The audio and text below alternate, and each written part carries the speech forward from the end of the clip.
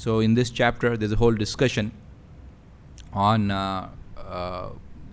as we all know, the chapter starts with the fact that Diti had kept two of her in the children in her womb. She is not giving birth to them under the fear that she had conceived them in a wrong situation, in a wrong time, at an inappropriate time of having conceived it, and she knew that these were going to be demoniac by nature. So because of which she was holding it for 100 years in her womb. Diti was holding. So, and the whole demigods of the planet got disturbed by this disturbance of the overall nature, and that's how they went to Brahma to seek refuge. So, and Brahma is trying to give the history how this has happened, and as we go on, he will explain that how Jaya Vijaya have taken birth, and how the Vaikuntha planets are. So first, now we are hearing the description of the Vaikuntha planets here, and in this Vaikuntha planets description, as we go on, many things are described. So wonderful, how great these Vaikuntha planets are described. And the first aspect of Vaikuntha planet is aspect. Why is that? Vaikuntha. Vigata Kunta Smat Vaikuntha, right? There is no anxiety in that place. It's full of, always free from any care. Everybody is blissful. So Vaikuntha means that's the first aspect of Vaikuntha. So here, generally when we go and speak to people about spirituality, nowadays there are so many spiritual so-called life coach, this coach, that coach, big business is going on. They are largely in some kind of, everybody is in the mode of ignorance. They want to wake them up and make them work hard. That is the current reality. So spiritual means that kind. It has become very so bad situation in human society. Spiritual means it has become that. Okay, I give some life coach, motivation, something you do. In olden days, the spiritual means there were two kinds of thoughts always. One thought that, okay, ultimately we are all one with Supreme, and there is, we by proper meditation, by proper process, you become one with God ultimately. That is what was one set of thought. And another set of thought was that ultimately God is personal. He is a person. He is to be loved, worshipped. And there's a devotional aspect to this, and that I am a part of that person. So these two thoughts were always there. Spiritual means at least these two were there in olden days. So here Prabhupada is now referring here to this, how Vaikuntha means it's a planet. There is a whole life going on there. There is trees, wonderful vana is there, and Krishna, Vishnu is living in this Vaikuntha planet. Specifically, that is being referred to here as he was residing there, and the Sanaka, Sanandana, all the four Kumaras wanted to go and have their darshan, wanted to enter. So that's when Jaya Vijaya stopped them. So when they stopped that, they cursed them. The four great Brahmanas, they were purified.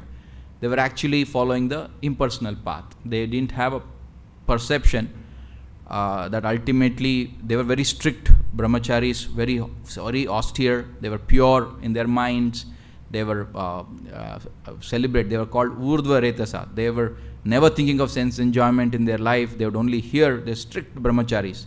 So because of their strict brahmacharya, they were like small children. They were so, because of their power of austerity. And they had knowledge. So initially they were in the knowledge, they were thinking that ultimately Supreme is just impersonal, formless, senseless, activity-less, just, whatever that you can describe. You can't really, ultimately, if you really go to this school of thought, they'll ultimately say you cannot really describe. So then why are you writing so many books? Right? they'll keep saying so many books, they'll keep writing. Then ultimately you cannot describe Supreme. So ultimately we are one with the Supreme. So that was their conception. So just by smelling the lotus tulsi of the Lord's lotus feet, they felt another kind of a pleasure. The four Sanaka, Sanatana, all of them felt a pleasure which was much beyond. See, the senses and the sense objects, when there is a meeting of them, there is enjoyment. That enjoyment is in the lower grade. So that has no happiness, though they gave up all that and they were merged in the Brahman happiness. So for them, they became attracted by the smell of the lotus feet of tulsi that is offered to the lotus feet of Lord Vishnu, which means that that pleasure is not ordinary. So this school of thought, that's why you will see a lot of people still subscribe to this impersonal form. Whenever we go and preach, many times they always tell, नहीं हम तो भगवान ही बन जाएंगे ना, मुक्ति होकर भगवान बन जाएंगे. So this is a common misconception. So here in this Bhagavatam, as we read along, all those misconceptions are defeated. The first point here that is mentioned is mūrtimat. Right? Mūrtimat. Murti, when we say form. Right? Person means naturally senses, talking, speaking, walking. Right? This is what the thing is about. So person means that love, affection, thinking, feeling, willing. These are all parts of a person, right? That's what we mean by a person. When we say a person, okay, he thinks like this, he feels like this, he has a particular way of looking at things, right? So this thing he likes, this thing he dislikes. So this is naturally a person. So that's why it's what is told is mūrtimat. So everything in the spiritual, in Vaikuntha, has a personal form, person. That's what is first aspect that is told here, which is directly defeating the argument that ultimately when you become spiritual, you give up everything and you merge everything once. You become one. It's just a sheet of energy. I realize that I am that Supreme, I am that Brahman. So that is defeated here. What is told here is mūrtimat. When everything is spiritual, everything has a form. So first thing that is referred to here, what is the forms referred to here, is the trees and plants. And what kind of trees? So in the spiritual world, the trees are not like ordinary trees here. In this tree, we are also seeing, right? Just when you walk out, there is so much grass growing. All these are there, right? They are also living entities. Just like we are living, we are having some, we are thinking I am this, I am that, so and so, I am whatever. I am a brahmachari, or I am so and so, or somebody big man comes, he thinks I am this person. I have big money, have all this, right? So they also are having their own life. If you see plants, also our scientists, after so much of research, they said that trees get their nourishment from the roots. Right? This is what our science tells, right? So that was told in the scriptures many eons before. So simple word that is used is padopa. Padopa means one who eats through the feet. So this is told already. You don't have to research. Right? Just refer. Prabhupada used to say, we consult with our scriptures, not research. We consult, because we just hear, then you get realization. If you are that pure, we just hear, you realize. We are not that pure. That's the problem. We don't have that faith. That also is not there. So that's why this process is there, that you hear from the authority. So Bhagavatam or many places, if you read, it's told clearly, padopa, trees. So you don't have to do research so much. For that they did hundreds of years of botanists did it, and then they proved, okay, they take nourishment from this thing. So it is said that when the trees are growing, right, there's always competition among them, that the root is trying to grow bigger, bigger, bigger. So they are, trying to get nourishment more and more. If you see, banyan tree has a huge root spreading all over, right? This grass only has this much roots. So as per the capacity, as per this thing, it keeps spreading. So there also there is senses, you see. Whereas an ordinary plant here is a soul which is conditioned because of its parts actions, and it is largely in the mode of in the mode of ignorance. Because it was so much driven by lust and greed, so it has to take that position. Whereas in the spiritual world, that's the difference here. What is told is, the spiritual world, the trees, one aspect is that they are not ordinary, they are a spiritual form. They want to serve the devotees. What is told kama dugaihi, that's the next point that's told here, vanam kama dugaihi. So here these trees can give fruits, nice, some of the things what we can eat, right? That's what we get through these trees or the plants or this species of these species, which are the considered as the lower species, even if you go by biological aspects. So they are like the bodies for souls which were conditioned. Whereas in the spiritual world, those trees are not conditioned by choice. They want to serve the Lord, like in that mood. They want to serve Krishna by giving wonderful fruits. Kama dugai, whatever you go and ask the tree, please give me, I want to offer nice mango to the Lord, they'll give. Give me something else, they will give. So that kind of trees. So that they are in ecstatic love for Krishna, Vishnu. They are worshipping Vishnu like that. They are constantly thinking of Vishnu. It is said that when Krishna walks in the Vrindavan, so he steps on those flowers, they are blissful. He touched the tamala tree, that tamala tree became blissful, it is said. So that is the spiritual rasa which they want to serve in. Largely in the rasa of Shanta rasa. They serve Krishna in that, Vishnu in that form. So that form also is spiritual. You should not mistake that, okay, the tree in the spiritual world is less than gopis. No. They are all spiritual. That's the first aspect we have to realize. Even the Yamuna water is spiritual. Water is spiritual in the spiritual. Everything is full of consciousness. Full consciousness is there in it. And they want to serve in a particular mood by their own particular personal choice. It is not that, oh, gopis are greater, cows are lesser. No, it should never be considered. Prabhupada says specifically that. It's that they are all spiritual. Out of their personal choice, they are worshipping. Of course, the devotee who follows in a parampara of a particular, like of the Acharya, he will worship in that mood. He always loves Krishna in that mood. Like the gopis, they are loving Krishna in a amorous love. They have that, what we all say, Madhurya rasa they want to serve. Whereas Yashoda Maya wants to serve in that. So each person is a personal form. He has personal taste, personal way of worshipping. So this is the ultimate realization. When you become purified, you get to that. Not that you become merged with energy of Krishna, or you become one with Krishna. Oh, no. You become one with Krishna in desire. You want to serve Krishna only. You don't become one like with him in all aspects. So now, what is your proof, one may ask, from all this? What is your proof to say that this God is ultimately personal? First thing is here itself. Why should there be description if God is not personal, if spiritual world is not personal? Why should there be description? Trees, plants, animals, all those are described.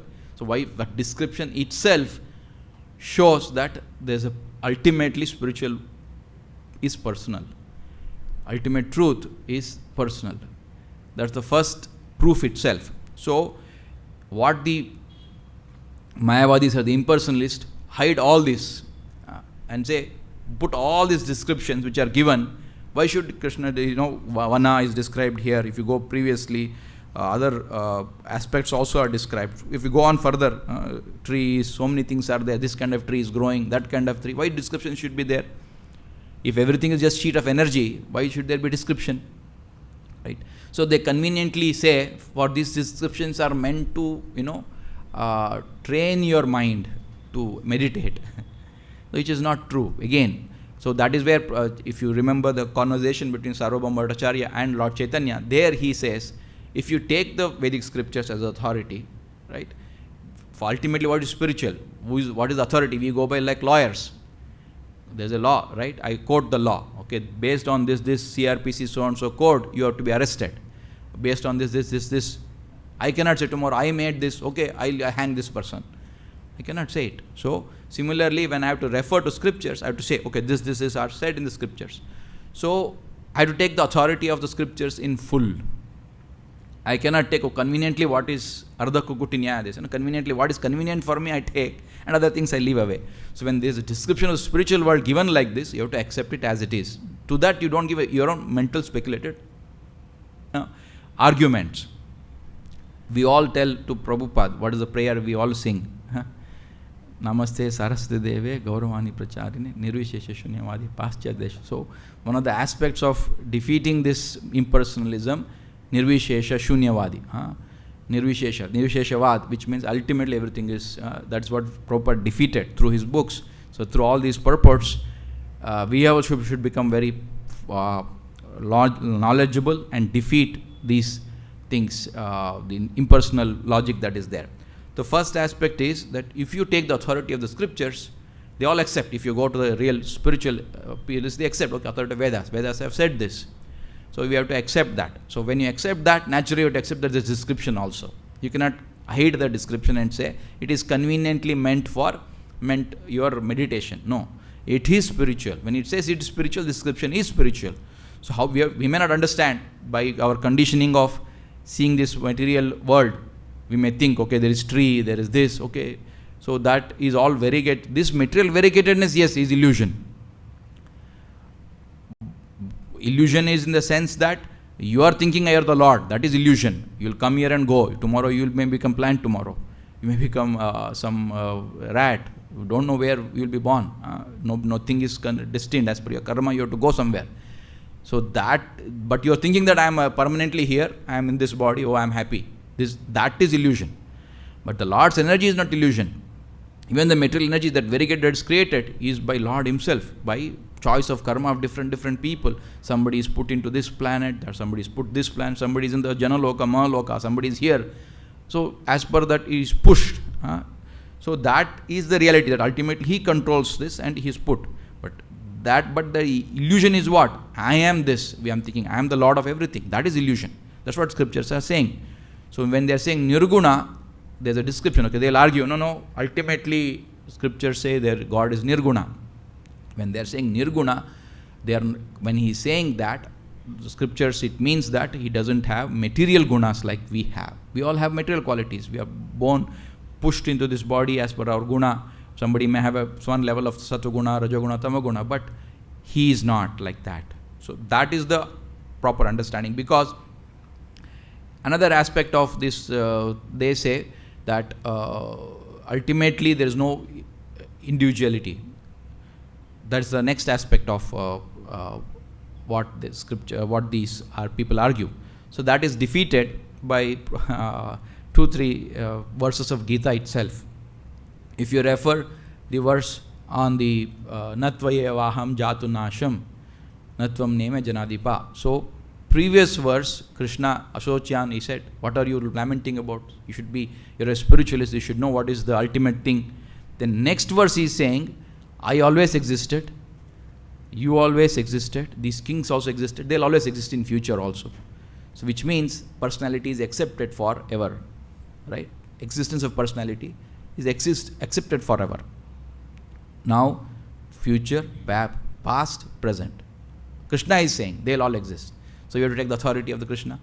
So again they misinterpret this particular thing to say that this is referring to material impersonality. No, just previous verse Krishna criticized materialism. Then how can I refer this to that? That okay, this is materialistic only. This personality existing in truth only for 3.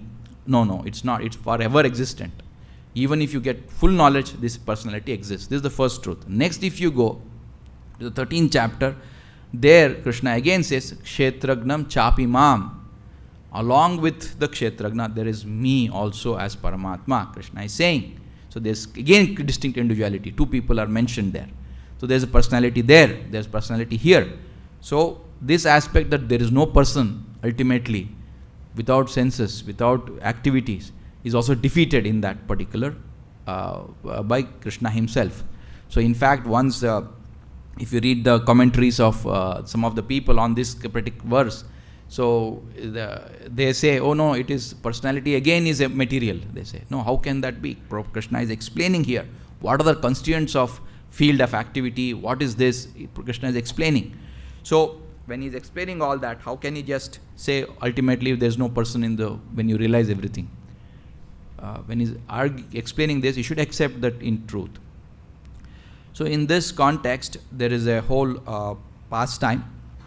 If you read the Krishna book, it is called the Prayers of the Personified Vedas. So in this, that is also taken up in different aspects of this, are taken up in this personalism and impersonalism. And you can refer to also the 12th chapter. First thing is that ultimately, he says, whether the personal worship or impersonal worship, what is ultimate? Arjuna asks Krishna. So then Krishna, in no unclear terms, says that ultimately bhakti is the highest. He establishes bhakti as the highest. He says also, if you read, and he also says, by accepting this impersonal way of worship, you will be filled with always difficulties. Kleshodikataraste sham avyakta asakate chasam. You will be filled, your life will be filled. Because that's what happens. There's so much gymnastics you have to do. Because ultimately we are persons. We cannot, you have to negate everything and rip it yourself apart, right? And full consciousness is removed, everything. This is not practical. So, in that Prayers to Personified Vedas, Prabhupada explains that if you refer, there is a Taittiriya Upanishad mentions, there is a specific prayer by Bhrigu. He goes and prays to Varuna and asks, please tell me what is Brahman. So he says, Brahman means, what is Brahman? He asks. So then Varuna says, okay, you please do a tapa. By tapa only you can realize Brahman. This is referred to in this Prayers to Personified Vedas. And again, we have to go by authority. So Shukadeva Goswami was speaking the Bhagavatam, as we all know. This comes in the 10th canto, this Prayers to Personified Vedas, 87th chapter. So there, Bhagavatam 10th canto, which Prabhupada translated Krishna book. So that Prayers to Personified Vedas itself was referring to various conversations. First, Narada went to Narnarayan Rishi and asked, please clarify, ultimately if Vedas are describing so many things, then how can ultimately, if everything is Shabda, material Shabda, then how can they describe the pure truth? That's the question that comes up in this.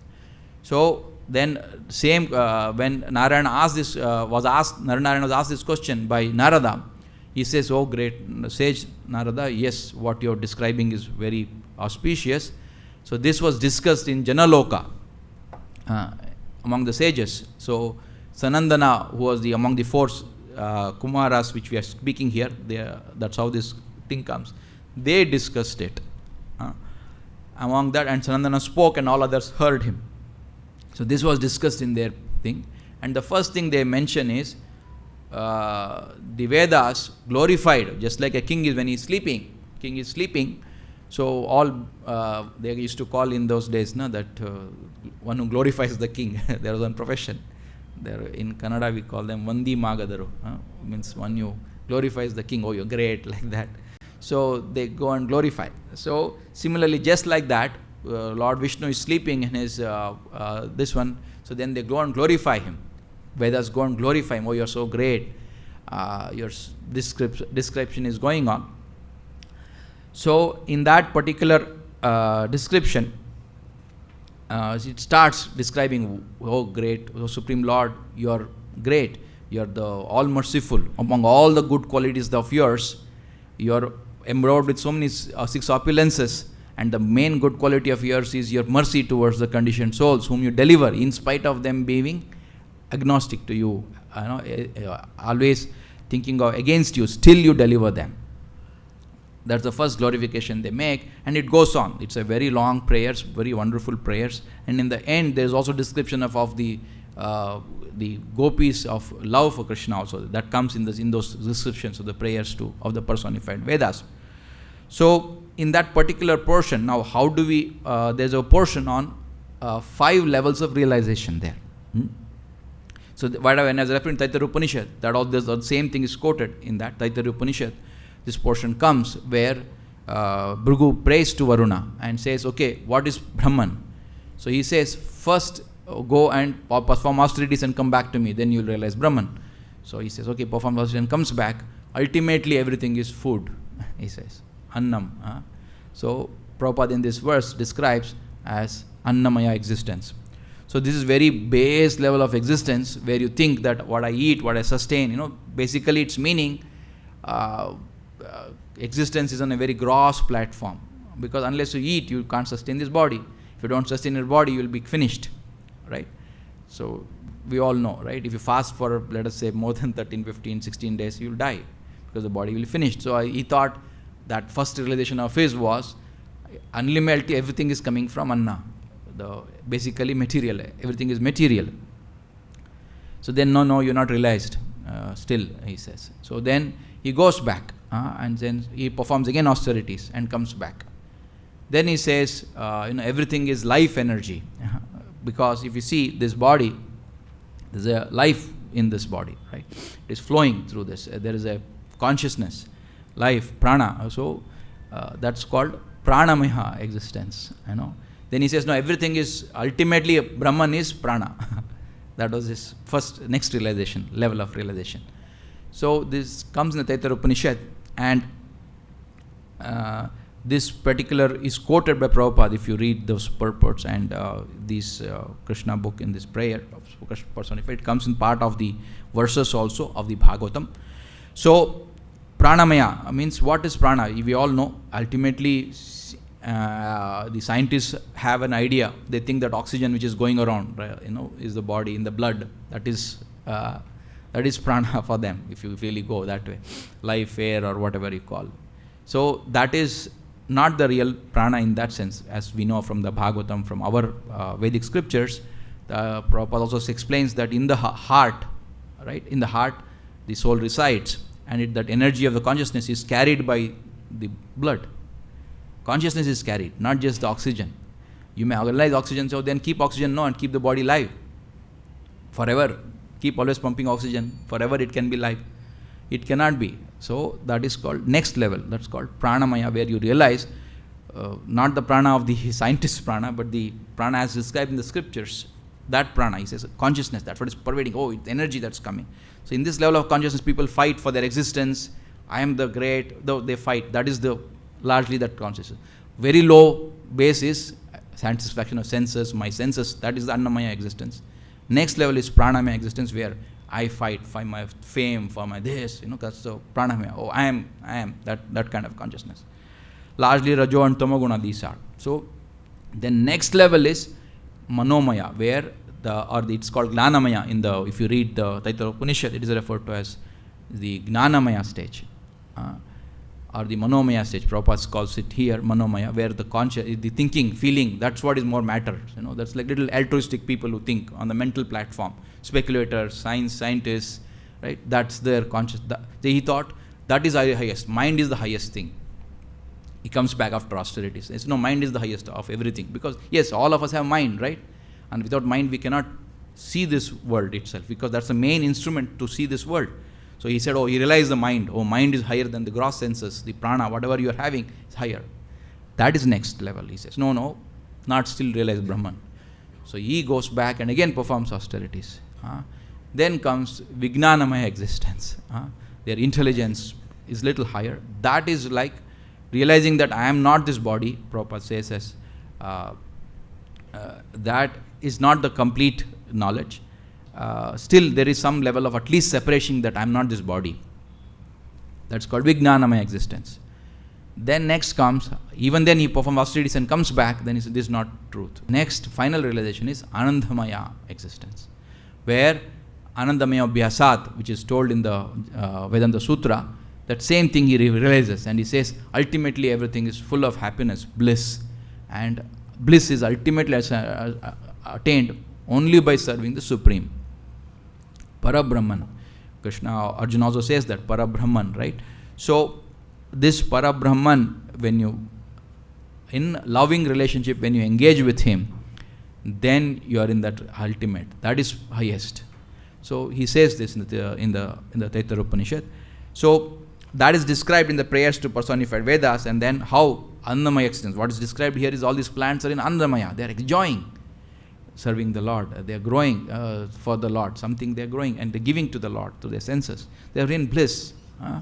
So we also can all engage, we also can get this Anandamaya. Already we are in that one level platform, already Prabhupada has opened the door for us by giving the deities, by chanting Hare Krishna, Bhagavatam, when we are reading, we are going to that Anandamaya existence already. But we have not fully realized it, that our rasa we has not realized. But that can be realized in our life, that Prabhupada can bless us if we serve him, fight for him, serve whatever, all our consciousness, when we work for him. When we're building a temple, we are in that Anandamaya existence. When you're typing on the laptop, email, okay, this should happen, you are in that Anandamaya existence. Don't forget. When you're going to the GT, yes, you are directly, consciousness, your eyes are seeing that Anandamaya. Oh, Krishna is so beautiful. I'm enjoying, right? This is Anandamaya existence which we all have been blessed with. So, the whole argument of the impersonalists that ultimately, impersonalists get stuck at the Vijnanamaya stage, which is there. They get stuck, I'm not the body, I'm spirit, that's all. They don't know what spirit does. Whereas in the Anandamaya existence, you know what the spirit does, you act, you for the pleasure, and that is what we all have been bestowed with. That is the highest. So if you read through this whole chapter, the whole arguments of the impersonal are defeated, and the conversation between Lord Chaitanya and Sarvabhauma Bhattacharya and Prakashananda Saraswati and Sarvabhauma Bhattacharya and Lord Chaitanya, all these conversations, Prakashananda Saraswati, Sarvabhauma Bhattacharya, all this also Chaitanya Mahaprabhu defeats every one of them. That how ultimately God is personal. So we should all accept that conclusion and read this in deeper and get into the Anandamaya stage. Hare Krishna. Any questions or comments? Prabhu Krishna book के अंदर बताया गया है कि जो इम्पर्सनलिस्ट होते हैं, क्योंकि वो अज्ञान के अंदर होते हैं, उनको भगवान के साकार स्वरूप का ज्ञान नहीं है, तो इस कारण से उनको वृंदावन के अंदर पेड़ के रूप में जन्म मिलता है, और वो भगवान का दर्शन करके और उनका संग प्राप्त करके वो आध्यात्मिक जीवन में आगे बढ़ते हैं. और आज के वर्ष में बताया गया कि जो वृंदावन के अंदर जो पेड़ है वो भी उनका भी स्पिरिचुअल फॉर्म है, और एक मनुष्य के अंदर या गोपीस है उनमें और पेड़ में कोई फ़र्क नहीं. तो दोनों को कैसे समझें? No, see, one thing is that there is one kind of impersonalist who actually, he is totally averse to the accepting the personality itself, because they are envious of the personality of the Lord. That's what is told, Aruhya Krichrena Param Padam Tato Anadhrita. They are very inimical to accept that God as a form. So those people cannot. But those who have not fully concluded, they just realize that I am ultimately impersonal. They think I am spirit. They have not become envious of the Lord. So they are given that opportunity. Naturally, they will be given. And somewhere there will be some of that Sukriti. That's why they are born in Vrindavan. So it could also be that they are taken that birth in Vrindavan. And in Vrindavan, when you are born, naturally you are hearing Krishna's pastimes, and the Krishna came there also, so that itself is auspicious. So when any tree, any plant, anything born there is special that way. They are all Brajvasis. So they already have bhakti somewhere, otherwise they could not be born there. There is no doubt about that. But in the Brajvasi birth, if you see, a human birth is more glorified, because you can worship, you can serve, is more glorified. But still, any birth in Brajdam is glorified. So naturally, when they are serving, the sages who are in that mood, naturally what is being referred to there is the sages who are in that mood of bhakti of Shanta Rasa. They are realizing that I am spirit, or they want to serve in that rasa. So that's why they are given that. But it's a personal choice of that soul. ये नहीं बोल सकते कि वो जो भक्ति कर रहा है सका भावना से, वो उनसे नीचे है, ऐसे नहीं बोल सकते हम. तो जो sages है वो already purified है. So those sages who did not have, even they are also accepted. Impersonalists who don't accept the Lord's form also are accepted as sages, because they are at least at one level of spiritual platform. They are at least not in the mental, or even they are not even in the bodily platform. At least they have come to the Vijnana, whatever we are speaking of. That's why they are also accepted as sages in that sense. There are many sages, Ashtavakra, so many of them are there, right, who write about ultimately, they try to prove all that. So that way that's also accepted as a school. This is my understanding from what I am able to and those, they also accept the sages, but sages who have the spiritual understanding and who don't deride the Lord's form, they will be naturally born there and they naturally get that service. Is right? There has to be that. Anybody has any specific quote on that? I don't know of Prabhupada anywhere mentioning. I'm just stating this by logic. Yeah, next. Can I ask next question, Prabhu? Yeah, please. So regarding the level of realization you have described in this lecture, so generally you start, the first is Annamaya, the final is Anandamaya.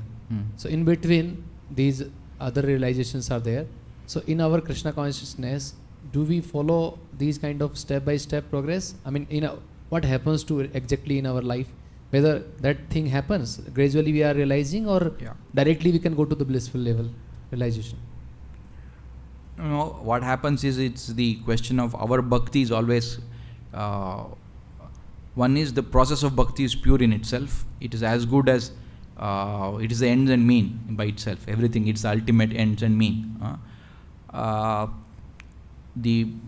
Even the gopis also sing glories of Krishna. They are already self-liberated. Prabhupada also glorifies, right, Krishna. So we also are trying to discuss here, trying to understand what is the difference between us and them. They are always already immersed. It's like we try to understand by logic, a simple analogy. Just like you see, there's a small glass also, and there's ocean.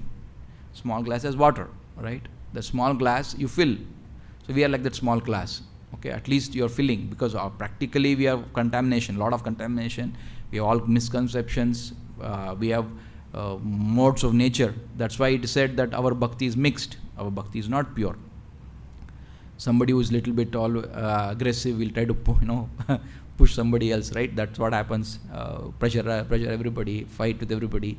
Little bit that nature will be there. So that Rajoguna is more in him. So that bhakti is mixed that way. Our bhakti is mixed. Prabhupada's bhakti is, that's why he's ocean.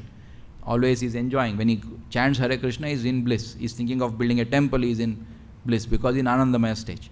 So generally our stage is that we will be in some level of mostly we start from Annamaya only. We also start like that. So but the process is simple. You don't have to do big austerities. Yogis do that. How did Bhrigu realize? He did a lot of yoga, tapasya, all that we don't have to do. Simple is chant, follow the process, worship.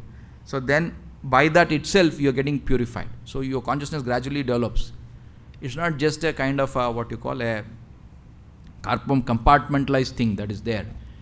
Your consciousness naturally grows. It's not a designation. Okay, I am this devotee is in Annamaya stage. Not that kind of thing. There's no meaning in that. But our consciousness is in different levels naturally. Right? We are not fully purified. So process of purification is, we can see Krishna like we are worshipping. First level is, okay, I should not sin. I should follow principles as given by Prabhupada. So gradually we grow up and we get freed. Then Anandamaya we come to. The process is the same. Yes, we will be in different levels. Naturally, we will be in different levels of consciousness where we realize. If we adopt the process of purification, we need not try to get into which level I am and all. Don't worry too much on that. Just start chanting Hare Krishna, do the process. Then you will see that you are already at some level realizing, and you will feel the bliss that at our level, yes, we are in that class now. So as you grow, bhakti grows, as your purification grows, you become ocean by blessing of Prabhupada ultimately, not by our own self. Yeah, Hare Krishna.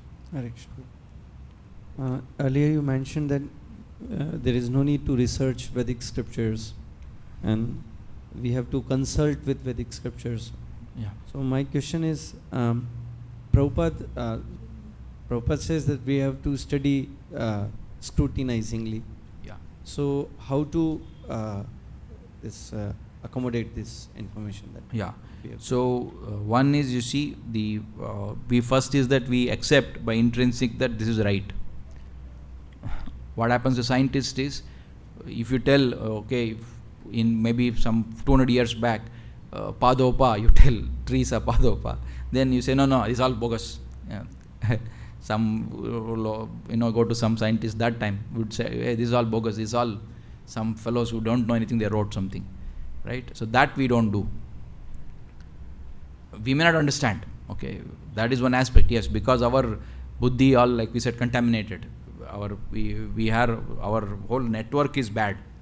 Our whole faith system is bad. So that is accepted first. First you accept that I may not understand everything that is given in the scriptures. Let's like how say why so much why we have to worry about Vaikuṇṭha. Description about Brahmaloka is there, right? He is sitting on a big what is that, Kamala, and he is sitting there. Really, where did you see it, boss? Somebody may ask. A scientist so-called if you go to a current college, hey, where are you seeing this? It's all mythology. That's why they call mythology, right? We don't do that. So in our thing, in that sense, you'll never be able to see through this eyes that what is that? That Kamala. Where will you see in your eyes in this life? You'll never be able to see in this eyes. You cannot see, right? So we don't question it. We accept that yes, he exists there. I may not understand how. That's why I said we may not understand where is that flower, what is this, where is that stem, where lotus stem is there, Vishnu is there, right? So we are accepting blissfully. So that is important. Not that you question, that's all, you consider mythology. Don't say mythology. First we understand, okay, I don't understand this, but I accept this as truth. I may not realize it now, I will realize it in future. What is the truth about it? It's a fact. Of course, in this eyes you cannot see, but you are so strong, you have so much faith, by hearing only you can see. Also there's a description, right, of the planets that way you go. There is a whole thing called Vedic cosmology. Right? There is an ocean of liquor, there's ocean of ghee, ocean of milk.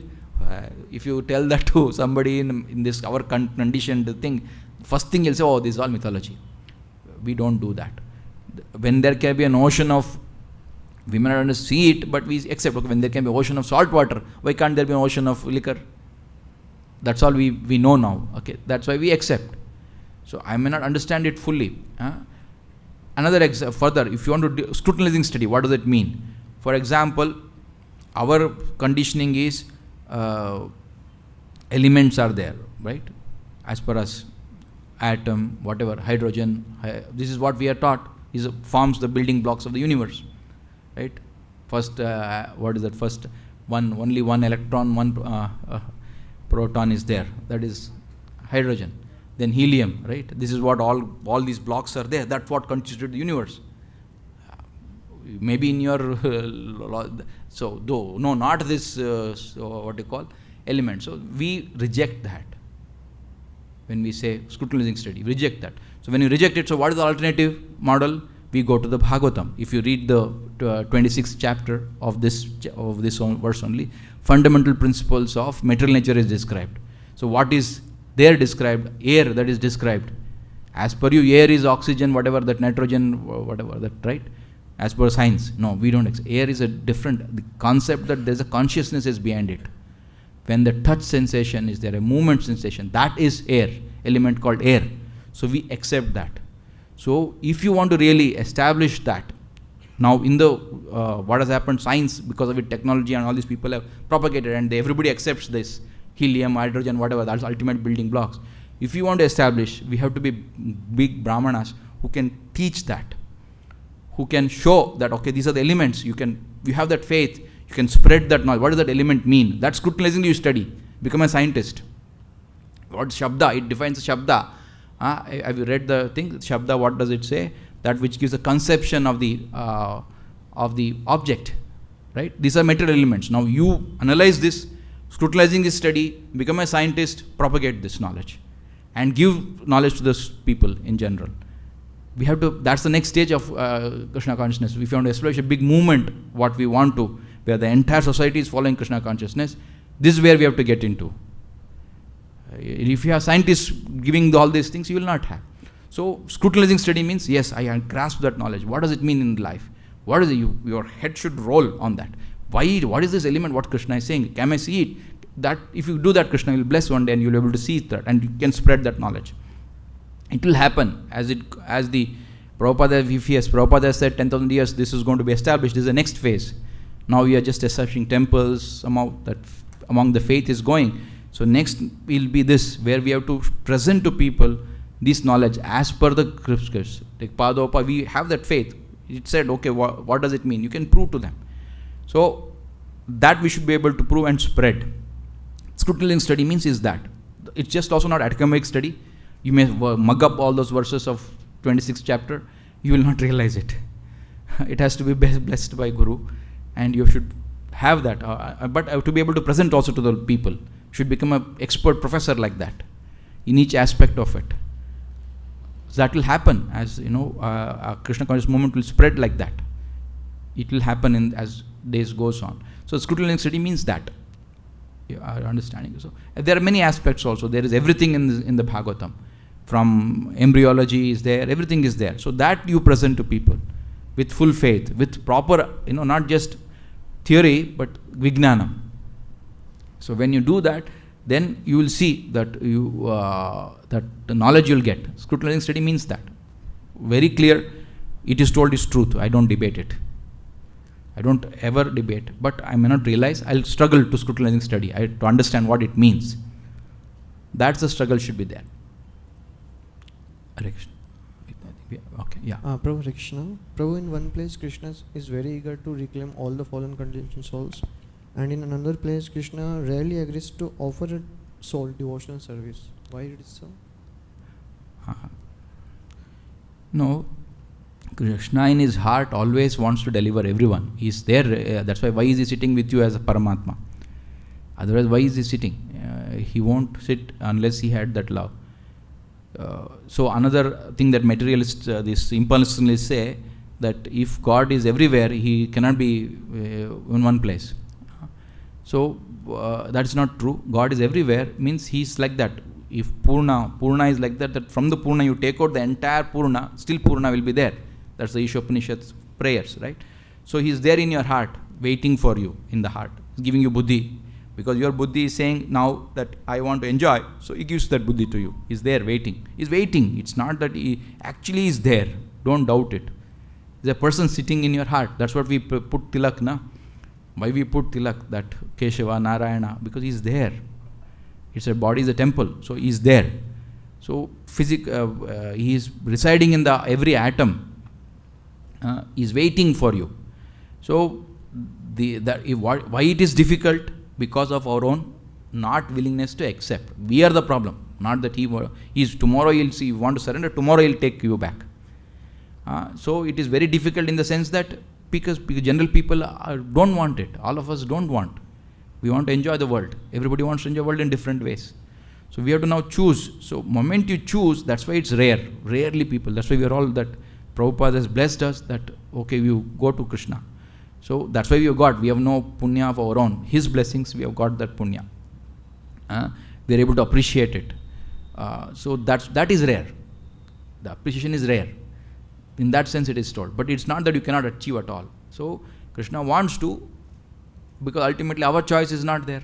What can Krishna do? He cannot force. He won't never force. So it's very rare to accept bhakti. So that's what is being told there. And easy, it's Krishna is very simple. Like we were you don't have to go and do yoga, asana, all this. Don't have to do at all. Chant Hare Krishna, over. Go around the temple, over. That's all. Perfection you attain actually. But we are so much in our mind. We still thinking Krishna is there, not there. He's there in the Paramatma. We doubt. Everything is there. So that's the problem. Problem is not with Krishna. He's ever waiting. The scriptures, Vedas are meant to deliver. Right? If you use your buddhi to read all this, then you'll get delivered. Okay, I think we have to close. Yeah. Hare Krishna. Srila Prabhupada ki, Granth Srimad Bhagavatam ki.